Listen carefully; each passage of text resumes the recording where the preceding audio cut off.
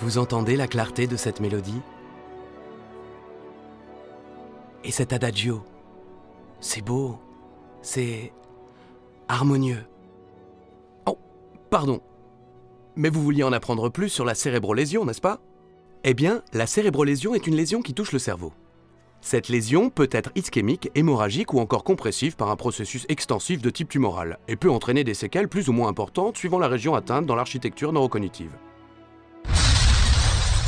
Comment? Vous n'avez rien compris?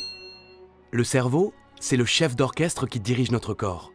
Il coordonne l'ensemble de nos actions, de nos pensées, de nos pulsions, de nos émotions, de nos relations aux autres, bref, de notre vie. Quand l'accident arrive, les blessures du cerveau peuvent compromettre ce magnifique équilibre. La masse cérébrale peut avoir subi des étirements et des saignements, provoquant une asphyxie de nos neurones. On appelle ce phénomène la lésion cérébrale acquise. Une lésion cérébrale peut avoir 3 causes. Il y en a une qu'on connaît tous. Mais si, on la voit souvent dans les séries télé. C'est le traumatisme crânien.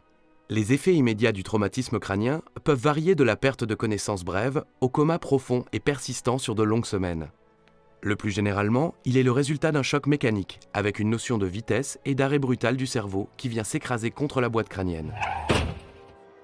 Il y a ensuite l'AVC, l'accident vasculaire cérébral. Lui a 2 causes principales. Comme dans un embouteillage, un caillot sanguin bloque le trafic et c'est le bouchon. Ou pire, l'accident provoque un carambolage en série sur tout le réseau neuronal et amène l'ensemble du réseau à dérailler. La 3e cause de cérébrolésion, ce sont les tumeurs, qui abîment des parties du cerveau en grossissant. Quelle que soit la cause de la cérébrolésion, les séquelles sont souvent les mêmes et dépendent des parties du cerveau qui ont été atteintes. Elles peuvent changer le comportement de la personne et nuire gravement à sa relation aux autres. Le cerveau, ce chef d'orchestre si talentueux, jeune et plein d'espoir, devra composer avec des instruments quelquefois dissonants, et par-dessus tout avec une somme conséquente de séquelles invisibles qui empoisonnent l'existence.